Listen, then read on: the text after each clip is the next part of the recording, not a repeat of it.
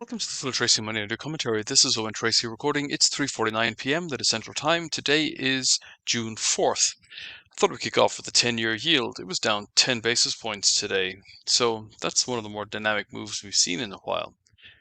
We're still in a range that's been forming now for at least a year and a half. And ranges are explosions waiting to happen. Eventually, it's going to break out. And when that breakout comes, it is going to make the volatility we've seen over the last 18 months look like small beer. So that breakout is either going to come on the downside or it's going to come on the upside.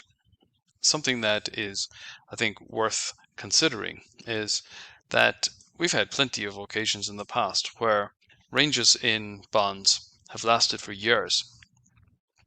And each of those ranges has been completed with a very significant breakout.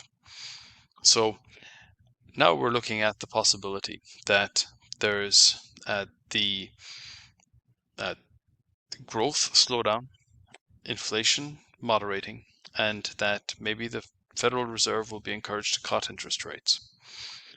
We can also think about the fact that quantitative tightening has been underway now for several years. The Federal Reserve has siphoned trillions out of the financial sector.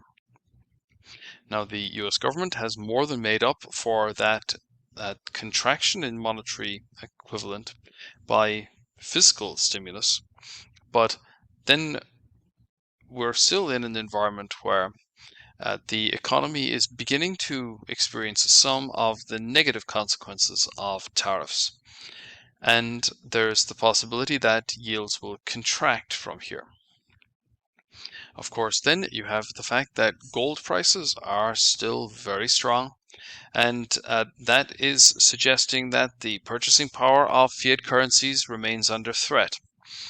Then there's the entire question about AI and whether we're going to see a significant jump in productivity. There is certainly the potential that that could be the case, and that it is at least in part due to deep learning and then additionally artificial intelligence. There is, of course, during a maniac or a manic type of environment for markets that you get a lot of relabeling so that everything gets relabeled as AI. We can think about how this works we see it all the time in the resources sector. When rare earth metals were surging in value, then a lot of mines suddenly became rare earth miners.